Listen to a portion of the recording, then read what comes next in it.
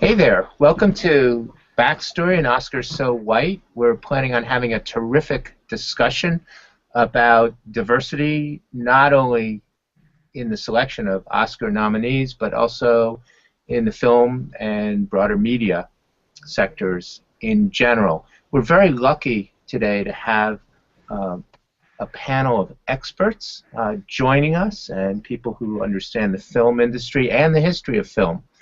I'll introduce them, and we will be ready to roll.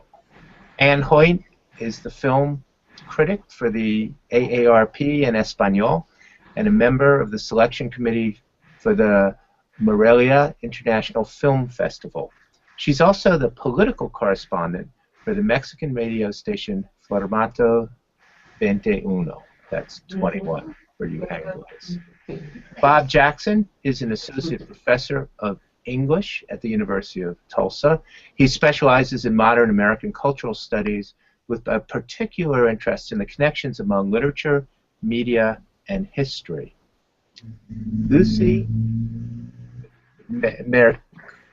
all right, Lucy. Remind me how to pronounce your name again. Hi, I'm Lucy Mukherjee Brown. Lucy Mukherjee Brown, that's entirely my bad, is a film producer, an LGBTQ activist, and advocate for minority filmmakers. In 2015, Lucy joined Outfest as the director of programming. She's a two-time Film Independent Fellow, as well as a member of the British Academy of Film and Television Arts and the Producers Guild of America.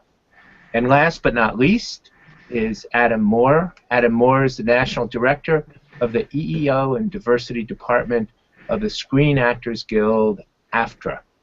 He's also responsible for developing and implementing a national diversity plan of action to achieve full inclusion, in particular focusing on those groups that have historically been excluded from entertainment and news media.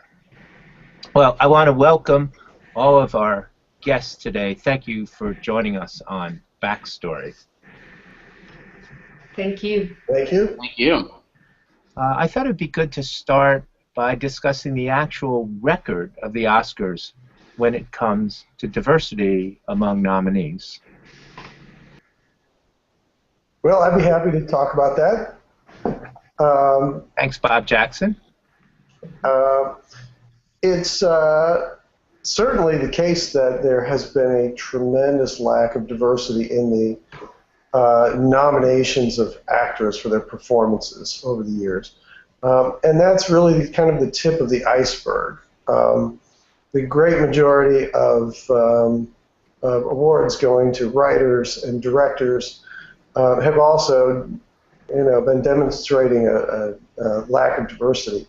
So I think what we see that, sort of this periodic emergence of a protest movement, sort of like Oscars So White, which is certainly not new in 2016, reflects the historical structural racism of the American film industry. Bob, have there been exceptions? Have there been particular years where the pattern has been broken, and can we learn anything from that? Well, it's hard to say because there have been so few nominees and winners of color over the years, and we're going on 90 years of Oscar history now, that it's very difficult to point to a long-lasting pattern. What we might say, though, is that there are moments when the awareness of this pattern becomes more widespread, more vigorous, and certainly this year, because of social media, Oscars So White, the Twitter hashtag has been a much more effective means of spreading awareness than has occurred, certainly for some of the movements in the past. If you were to point to any of the movements in the past, which years or what type of protests have been most successful up till now?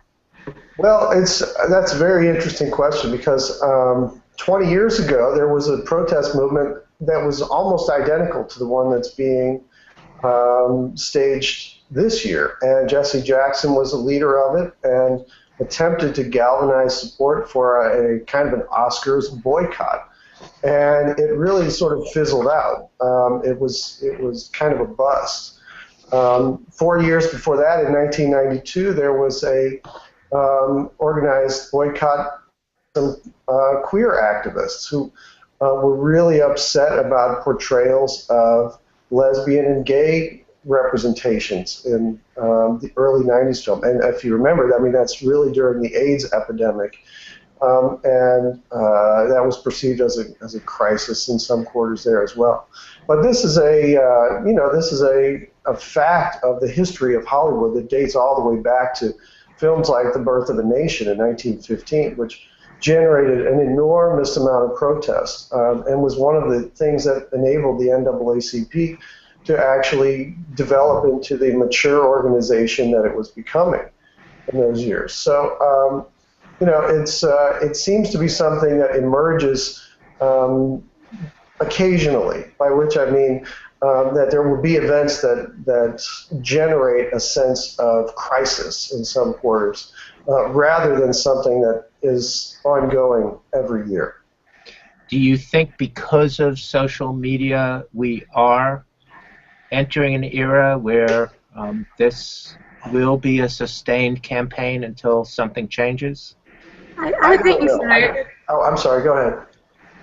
I'm sorry. I was just going to say I think that the very reason we're having this conversation is because of Twitter sort of democratizing the news and the media process, so that topics that really are on people's minds get talked about. And to that end, this is not really just Oscars so white. This is Hollywood so white that we're talking about here. That's sort of the broader hashtag that could be being talked about in this case, because as we just heard, this has been an ongoing issue, a systemic issue for the past 90 years. And also I think that something that is remarkable and that is probably owed to this campaign, Oscar So White, the hashtag Oscar So White, is that just 2 weeks after all this started, the Academy of Motion Arts and Pictures announced that they were actually implementing new changes in their voting system, that they were going to perhaps not allow the older members that have not been active for the last 10 years to vote. They were going to keep them as members, but just a kind of different structure in the way the Academy organizes its members and permits them to vote. So this has definitely been a major change that we have not seen in the past, and this happened just 2 weeks after this whole controversy started. I think something that everyone was a little bit skeptical of right off the bat when the Academy addressed the Oscar So White campaign was their initial reaction was to say that by 2016 they will have doubled the diversity of the Academy makeup. And while that's great and we appreciate the intention there, that's still only a handful of people. And so I was definitely pleased to see Cheryl Boone-Isaacs come out and say that they had a very clear plan in place for the next 6 years to really, 5 years, to get us to the 2020 makeup of the Academy that is at a place that we are all happy with, that diversity level.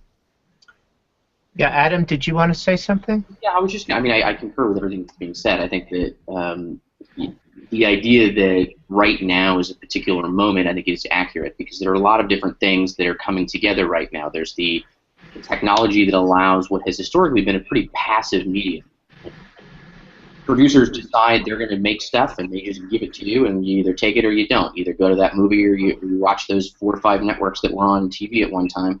As cable is expanding. I can tell you're a young guy, Adam, because I remember when there were only 3 of those networks. I clearly dated myself on that, I guess. But that's a good point. I mean, there are people who are growing up today who don't understand that why they can't get exactly the kind of content they want on whatever screen they want at any time. And so you have all of these choices now where not only can you choose as a consumer to watch whatever you want to watch, but there's so many other people from these communities that have been historically excluded from the traditional Hollywood greenlighters and gatekeepers out there. You don't have to wait for somebody to tap you on the shoulder and give you a job. You can, shoot, edit, and distribute your indie film from your phone. And those are coming from communities that didn't have access historically to some of these opportunities, and so they're making their own opportunities. And audiences are demanding a greater level of authenticity in what they consume on screen, and so they're voting with their dollars and their eyeballs all the time. And traditional studios and networks, some are better than others at making this stuff, but I think that they're realizing that if they don't get on board, that this is a business imperative for them, that they have to do it, because if they don't, people are simply going to go watch something else. And that's interesting that you bring that up, because I've noticed the headlines the last few days have been diversity is good for business.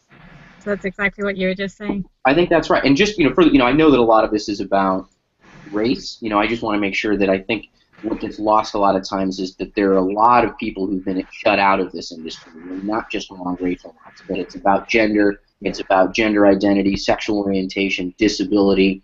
There's a lot of things going on here that it's easy to point to some of these things, and the Academy's taken a lot of hits on this. But you look, even the Al Jazeera clip, the only things that people are showing are a handful of films that are primarily African American. There's a whole lot of people out there that are also being shut out that needs to be part of this conversation. Yeah, and Adam, you mentioned industry, and it's clear that we're talking about a problem that goes beyond what you might call the tip of the iceberg, just the Oscar nomination problem. And I think we can get into that to get us talking about perhaps some gatekeepers.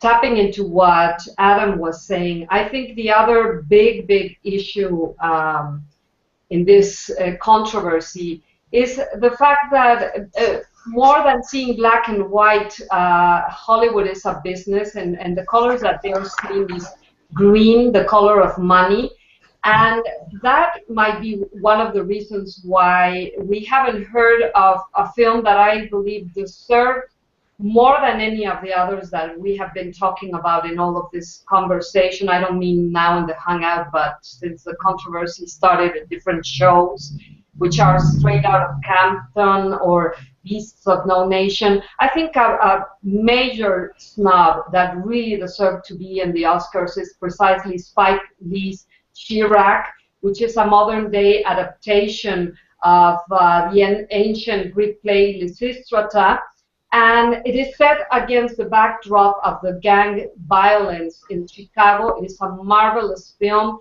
Not only artistically, it's very pertinent for the year of Black Lives Matter. It is the kind of film that should have been there, that from every aspect, it's a triumph, it's a great film, but it wasn't there for one very plain reason that has nothing to do with diversity or discrimination. It's just the fact that it was not marketed properly so that the members of the Academy could have had access to it, watched it. It's a film that nobody saw, and Amazon, even though they do have the money, the millions of dollars required for these kinds of films to be noticed, are new in the game of how you really bring your product out there, how you market it, and how you actually make the members of the Academy notice it so that it has a chance.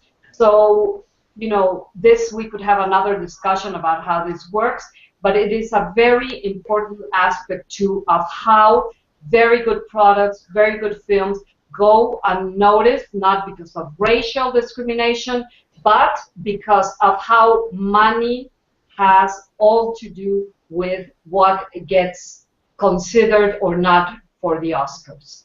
But that money is so important because of these gatekeepers in the industry, and I'm wondering if one of you could talk a little bit about how one becomes such a gatekeeper. I mean, let's start with the Academy and then maybe work back through distribution and actual production in the film industry. Well, I think the simple answer of who these decision makers are and how they become decision makers, it's really about who controls the purse strings. If you have the capacity to bankroll a movie, you are ultimately a decision maker. And then, of course, comes into hiring practices come into play, because it takes hundreds of people to make a film. And we've seen patterns of you hire people who look like you. And so if all of these decision makers are white males, then they are essentially hiring people to direct these films, to write these films, to produce these films, who they don't think they will be challenged by. So they hire people who look like themselves. And then we have this inclusion crisis where Hollywood is completely whitewashed. Lucy, help me out with this problem. I hear what you're saying, but you know, when I turn on conservative talk radio, they're bashing Hollywood and Hollywood values, and the implication there is everyone in Hollywood is far left, radical, diversity run wild. How do we get such a disconnect? I'm not disagreeing with what you're saying, but help us map kind of political ideology onto demographics and diversity here. Yeah, that's a really good point, and I don't know that I can address the gulf between the opinions of the left and the right. I think that's a big issue, and then there is a huge lack of communication between the two sides. I think that having been in the studio system for the past decade and having made upwards of 25 movies, I've watched how the majority of those crews and those offices are filled with one type of person, and it is very intimidating to walk into those rooms and onto those sets when you do not look like everybody else. Yeah, I think that's right. I mean, and I think it goes. I maybe have a bit more optimism than I should, but I don't believe that a lot of this stuff, the exclusion that goes on today, is kind of motivated by a explicit desire to keep certain people out of the business, or racism or bigotry. I don't think that's primarily the motivator. I think it's what Lucy was saying, which is these are people who are running businesses, and especially when you're talking about network and studio levels and outrageous amounts of money.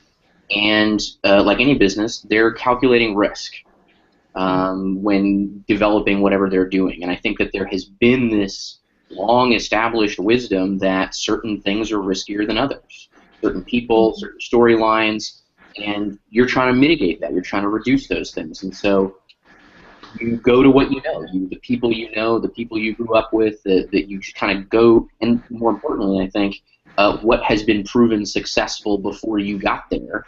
You're going to kind of retread that stuff, because unless somebody else is willing to go step into that fire or go test that assumption that is wrong, like those things don't play overseas, or no one will watch that because there isn't an audience for it. I think what we're finding is that these things are being shattered by real good academic research out there that shows that the closer your thing tracks on screen to the demographics of our country, more money, period. Things like Empire are selling in Asia when people said no one would buy it. The audience that goes in droves to watch things like Orange is the New Black, or Transparent, or any of the other things that are out there about a very particular community, that the audience isn't being made up of just those people who identify with that, right? They're looking to these things to see things they haven't seen before. So there's a lot of these myths out there. It's not going to play in Peoria or whatever it is that I think slowly we're getting to see really good research, and it's getting out there because of social media and conversations like this. And so people realize that on the consumer side, they can demand things, and the producers hopefully are starting to listen, and the content creators hopefully get some more freedom to say, well, maybe I can finally pull out that script that everybody told me for years no one would make, and maybe now there's an opportunity to make it. And that's actually why film festivals are still so relevant, because communities who are underrepresented and feel invisible because they're not seeing themselves on the big screen or on television, they're able to go to a film festival and watch a movie where they recognize themselves. And that's why the festival circuit continues to be very successful and very popular, because it provides a platform for diverse voices. Yeah, I'm gonna pick on our historian for a second, because I'm curious to know how we got such a centralized production and distribution system. Bob, do you want to explain that history to us? Well, in the old days, studios like Paramount or MGM or Warner Brothers owned their own networks of theaters, and they were producing what we would call today content. They didn't use that word, but really because they wanted to make sure that they had a ready supply of film for their audiences to see on a weekly basis when people were going to the theaters, out of habit every week. And they recognized that owning their own studios and producing film was really the best way to make sure they could keep their theaters filled. That changed around 1950, and for a variety of reasons, including an antitrust case that reached the Supreme Court in 1948. Other changes in the way that Americans live, suburbanization changed the way that neighborhoods are set up, that sort of thing. And really, the second half of the 20th century is more a story about changes in distribution. So that what we have today, sort of the relics of the big studios, are really more invested in questions of distribution than they are in production. And this, to me, I'd love to hear Adam's thoughts on this as well. Because finding ways to get your product, whatever it is, a TV show, a feature film, streaming content, to the audience, really represents, I think, the single most challenging problem of the industry. And we are in an age, as Lucy was talking about film festivals a second ago, when there seems to be a greater variety of media forms and a greater sense of opportunity than ever in the past. And I think one reason that this protest is emerging this year, the Oscars So White protest, is that there's a sense that we're kind of stuck in very old, outdated patterns grounded in the segregation period before the Civil Rights Movement when it comes to the Oscars and the representational politics that they represent, even though we have all the tools that we need to be distributing a lot more diverse stuff to a lot more diverse audiences. Well, I mean, I think that's right, and I think that that's what we're seeing right now is that there is more of a connection, and I think you see this, right? The medium that you're talking about, I think the closer that medium is to the consumer, I tend to think that generally does a better job of inclusivity. So if you look at commercials, right, so they're directly tied into, their whole job is to make sure they reach a particular audience, sell stuff. For a long time, I think that they've gotten this better because they realize the country is more diverse, and if you get further away from that, like the big studio films that are kind of made in a vacuum in a lot of ways and not necessarily tied to that and take a long time to get to screens, as was pointed out before, you need a lot of money to then push that out there in the world. Getting your stuff into theaters, subscribing to a streaming service, whatever it might be, doing then the publicity junket to then promote the thing with your actors and your folks to then get enough hoopla around the thing somebody might actually go watch it and vote for it if they happen to be on one of these juries. It takes a lot of resources that traditionally have been focused on what I think the big folks, the traditional gatekeepers, think are kind of sure bets. Right? They're like, well, I'm not going to really spend a whole lot of money promoting this thing because that's a passion project or that isn't a tested thing. And I think what we're seeing is that calculation, that risk-reward calculation, that where do we invest in getting these things out to audiences, that calculation's changing for the traditional folks. And then there are people who simply either are too young to know better and just go and bypass it altogether, or are consciously disrupting it and saying, I'm not going to play that. I'm not going to go try to pitch my thing to a network. I'm not going to go, I'm going to self-distribute, or I'm going to go directly to, Netflix, or I'm going to go, directly to my YouTube following that I have, I've got 3 million followers already. I don't need to go someplace to have somebody watch this. I have a brand. So the whole idea is different than where we've come from, and I think that is the moment we're finding ourselves in, is trying to reconcile this really old thing with really no need to rely on it if you don't want to, I don't think, and if you want to get audiences to see it, you can find your audience. Well, let me take us back to that old thing, and perhaps we can shift the conversation a bit to some of the proposed changes to that old thing to get it or them on board as well. Could somebody sum up what some of the proposed changes? One of our panelists has already talked about a commitment to some changes within the Academy. What are the changes on the table, and what are people talking about to actually change the nominating process? And then again, we can go on to talk about the kinds of changes that people are proposing for both distribution and production of film. Well, other than what I mentioned about perhaps not allowing members who have not been active for the last 10 years, which on the other hand opened up a criticism because this could be taken as ageism. It's the older members of the Academy that are supposedly, keeping the conversation or keeping the view of what is worthwhile back, being conservative, and that is maybe not as precisely the case. But anyway, other than that, they're also talking about inviting more people to be part of the board of governors. They have talked about asking more than 600 different people lately to be part of the board of governors. Of course, the Academy is comprised of more than 6,000 members, so 600 is not going to make a big change, but it's a beginning. It's a start. And it's a start, yes, of course, yes. And so that is basically the two major things that they announced they were making, and we'll see how that goes, Yeah, One that's of the reasons. Go ahead.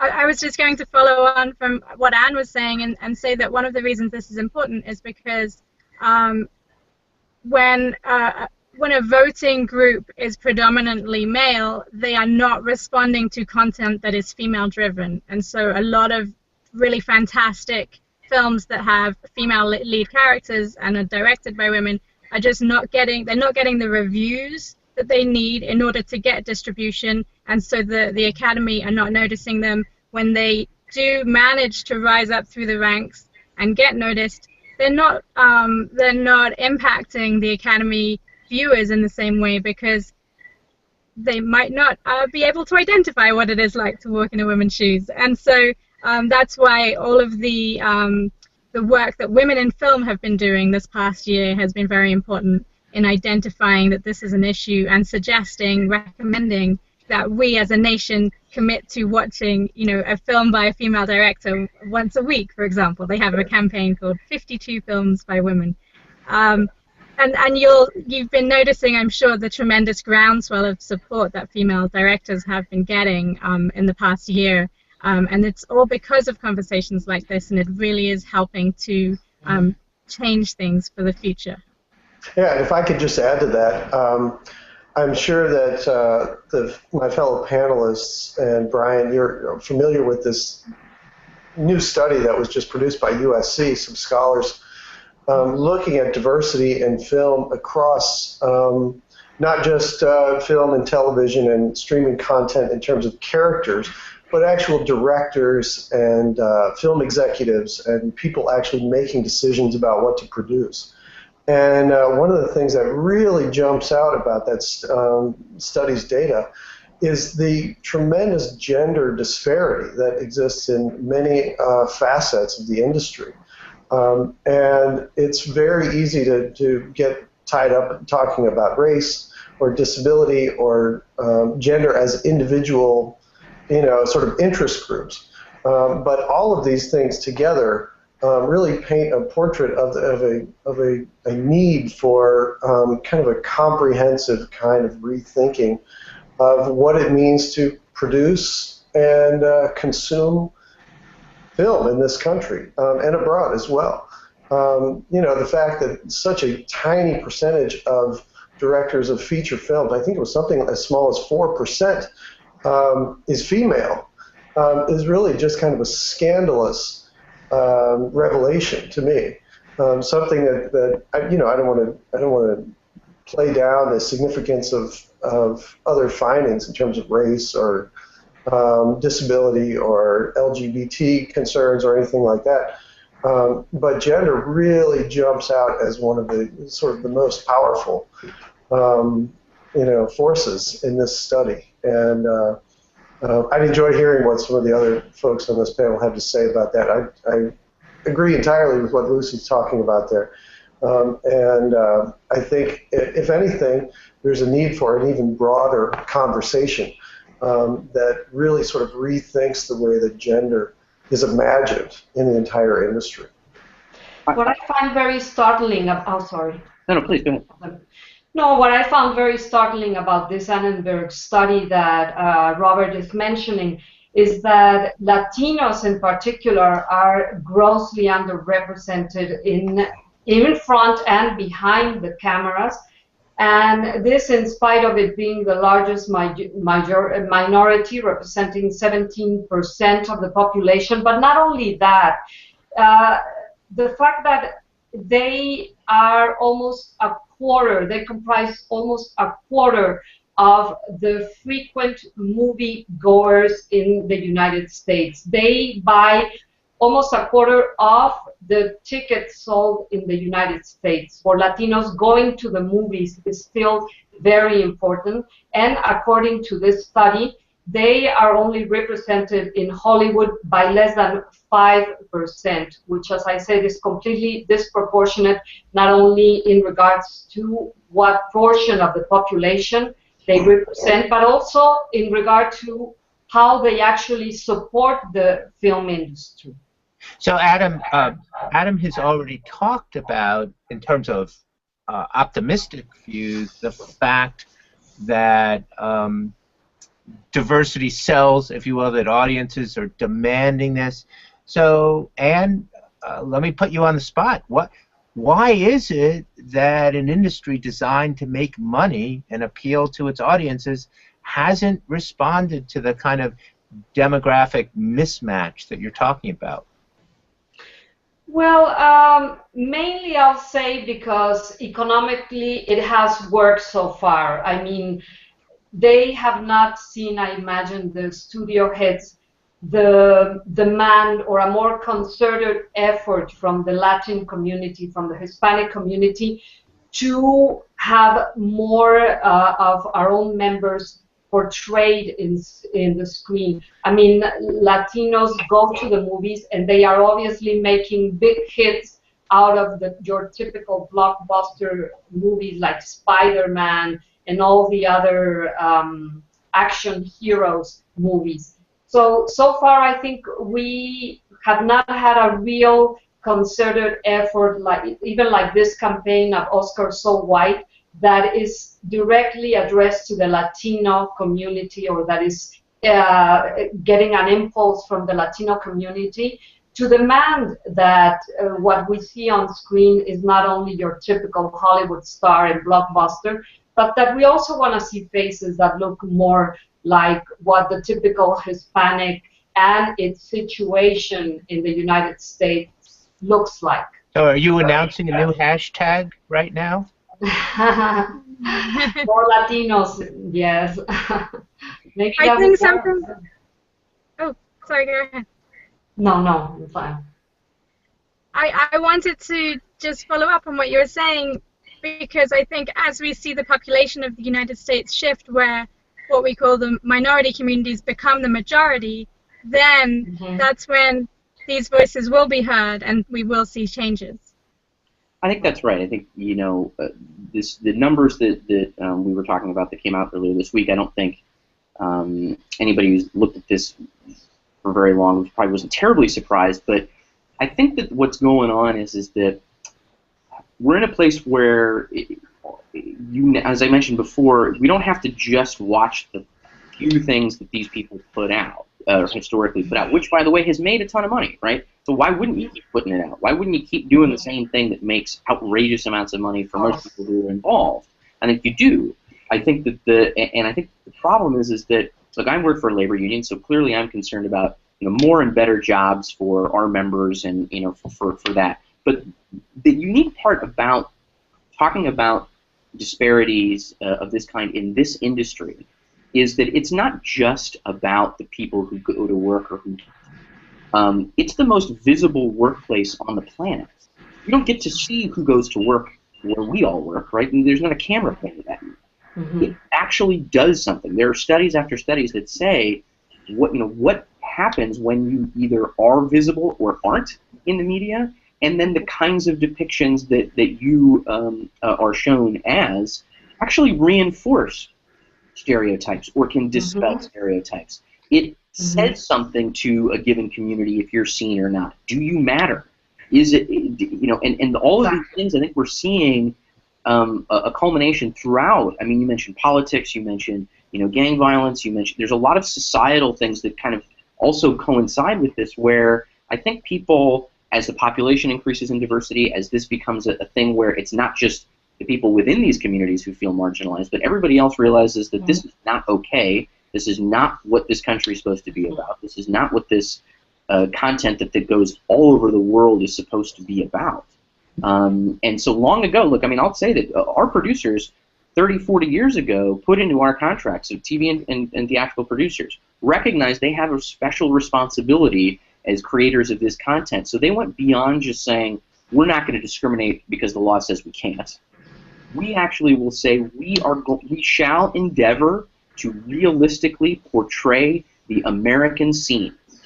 Right. And that's the terminology that we use, is the American scene. And the thing is that they've recognized this as an important thing for them, but for business purposes, it's like, well, that might be nice and well and good. I think now that they realize that there's a responsibility they have, and it happens to coincide with, if they don't do it, they're likely to start losing money because people are going to start watching other stuff. So hopefully we can take advantage of, although maybe the house has been on fire for a while and maybe only people are noticing now, let's take advantage of the moment and see if we can't jumpstart some things. And I applaud the Academy, you know, for taking the step that it has. But let's be honest, they're taking a lot of hits on this. They have to view the stuff that people decide to make. You got to back up the food chain a little bit before you start yelling too terribly loud about the choices are made, when the stuff that's being put out in general. I mean, I would hope that more and more people are going and buying films at Outfest and at Sundance and at the places where you can see these things, and we'll put the resources behind getting it out to voters. But, you know, I want to, not making excuses for the Academy, but I think that sometimes that's only a small portion of what's going on that gets the most focus, because it's the Oscars. So I wonder if it's on. Sorry. No, go ahead, Ed.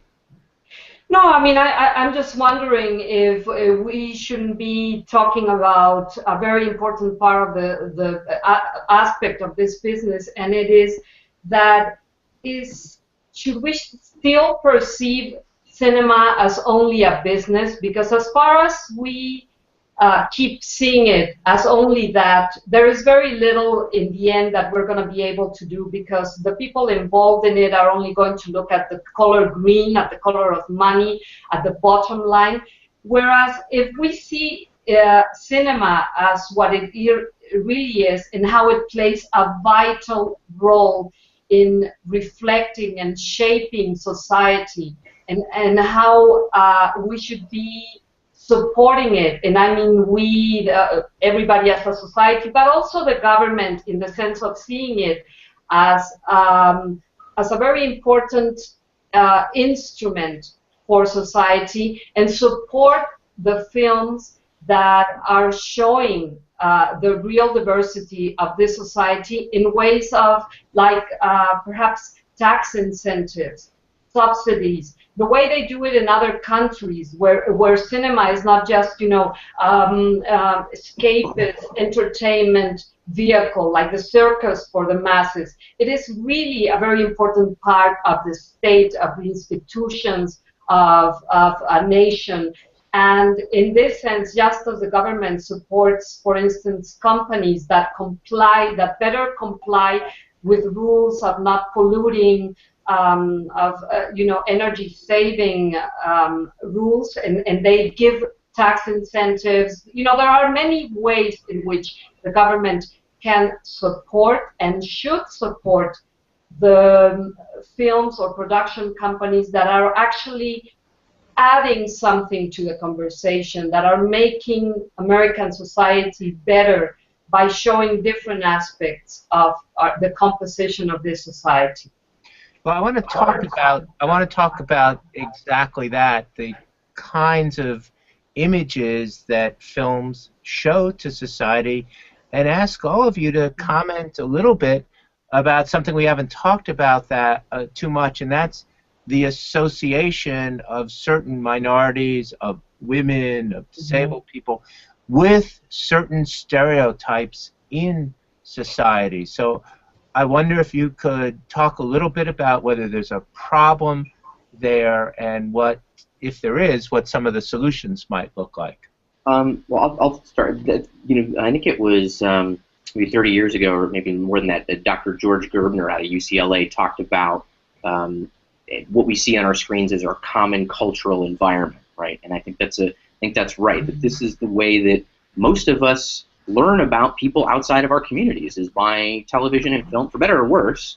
You know, unless you're actually out and make it a point to go into different communities, a lot of times that's what you're going to be able to do, especially people who may not have the wherewithal to travel or do other things. So it absolutely becomes the proxy, oftentimes, for the reality that is actually on the ground, because that's a lot of times the only or a limited way that people are able to engage with communities outside of their own, and as I said before, can either reinforce or dispel stereotypes and kind of established tropes and things. You guys have watched a lot more movies than I have, especially recent movies. I watch old film. So just talking about some recent movies, what are examples of just what you're saying there, Adam? Anyone can answer this. I know the Annenberg study talked about the connection between African American men in certain images, between women and not being in any kind of position of authority. Can some of you share some specific thoughts about recent films that perhaps that have minorities or women on the screen, but they're not conveying images that comport with reality? Well, the Annenberg study is very interesting, that it also showed that Latin women are portrayed in cinema even more than either white actresses or African American or any other ethnicity or race, but Latin women are portrayed up to almost 50% of the time in cinema as sex pots, as over-sexualized objects. So this goes back to the days of Chiquita Banana. Oh, of course, Carmen Miranda and the Spitfire, and you know, this kind of stereotype. Now we have branched a little bit more, because now we're also portrayed as criminals. So I guess congratulations. Yeah, maybe we should be glad about that. But no, I mean, it is very important, because then it means that we're behind. We're not being portrayed in cinema, in the big screen, as a mirror of society, of anything more than sexual objects. And I would like to mention a very specific example of how cinema can shape and does shape people's attitude toward themselves and their cultural identity. It's not a recent example, but I think it is a marvelous example.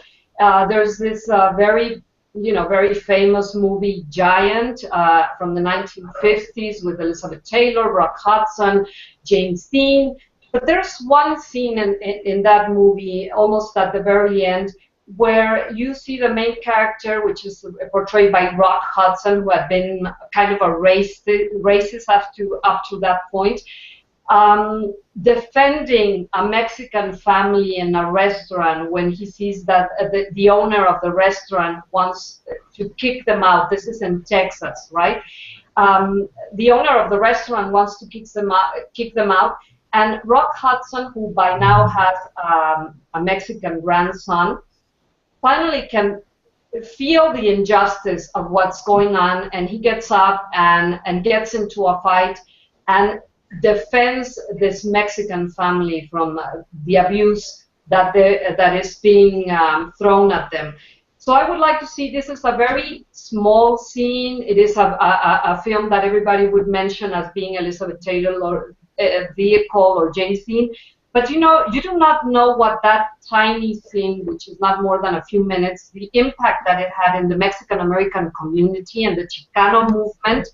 And there is even a book, a poem, which is book length, called Scene from the Movie Giant by Tino Villanueva, that shows the impact that it had for the Mexican-American community to see that someone of the stature of Rock Hudson would get up in that scene and protect and defend the Mexicans that were portrayed there. That's something that I just want to touch on a little bit. Outfest is a proud supporter of LGBT people of color in particular as a group that needs to see themselves positively represented on screen. And so, we talk a lot about the very specific challenges that group face in wanting to honor their heritage and their family, feeling that responsibility for their family, but also wanting to be true to themselves.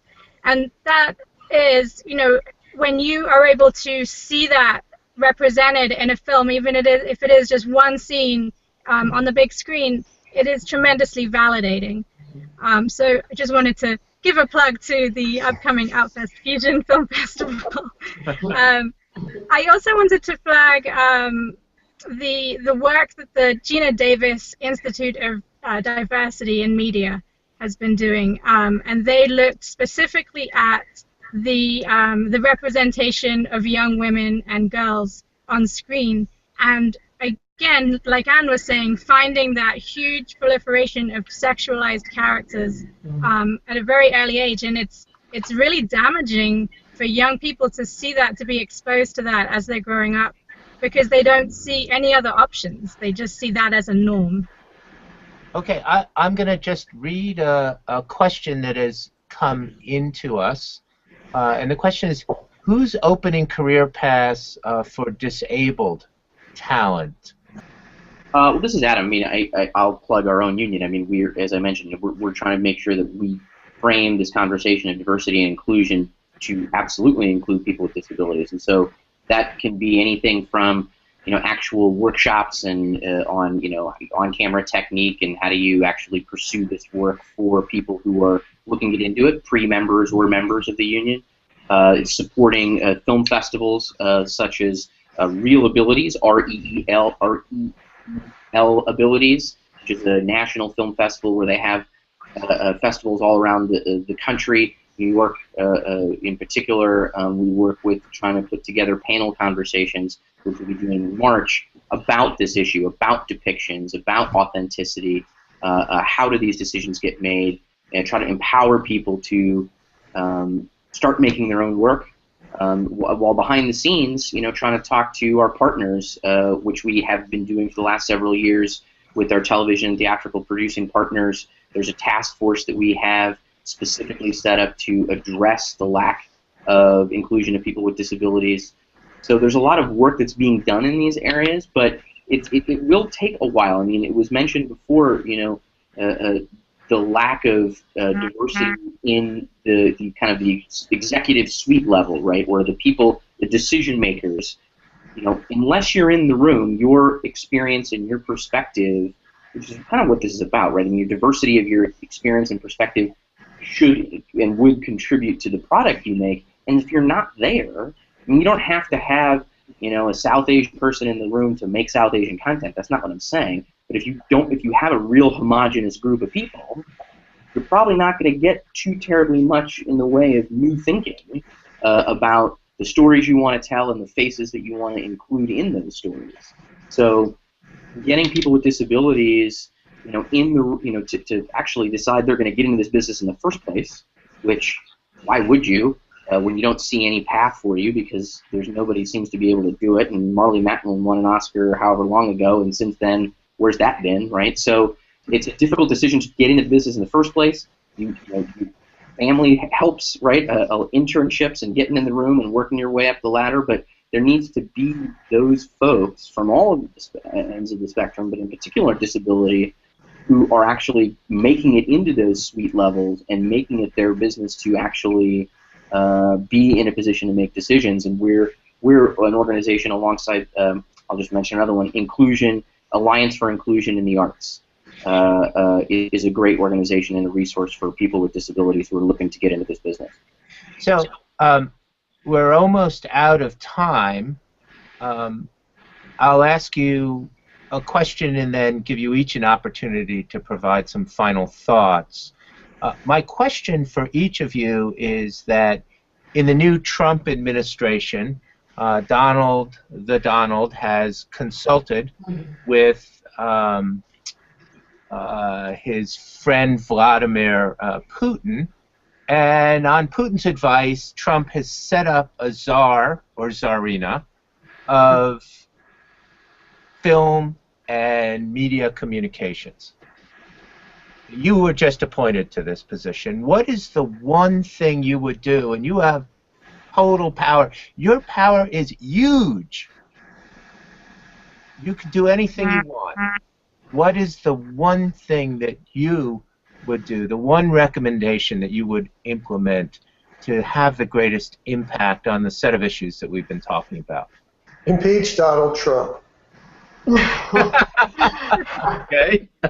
I'm done. Say it like a true historian, Bob. Well, I think.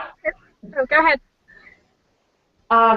No, I mean, I would just do and listen to what this studies, the Annenberg study and other studies that have been coming out lately, what these studies say about what companies are actually being diverse, inclusive in front and behind the cameras. I think according to the Annenberg study, it was only Sony and Paramount Pictures who filled the bill for diversity and inclusion. So I would very much consider giving some sort of monetary incentive to film companies or directors or the decision makers that the better they comply with this, all aspects of inclusion, they will get some form of compensation, tax-wise or subsidies or whatever.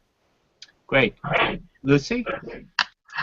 I think in keeping with the notion that what you see you can become, I would certainly want to set up a fund for diverse filmmakers. But I also like what Anne was saying, that idea of a diversity incentive that Adam, you have at SAG and is really, really invaluable to independent filmmakers. I think if that sort of incentive or quota system was set up within the studio system, it would have a huge effect on the kinds of content that we're seeing.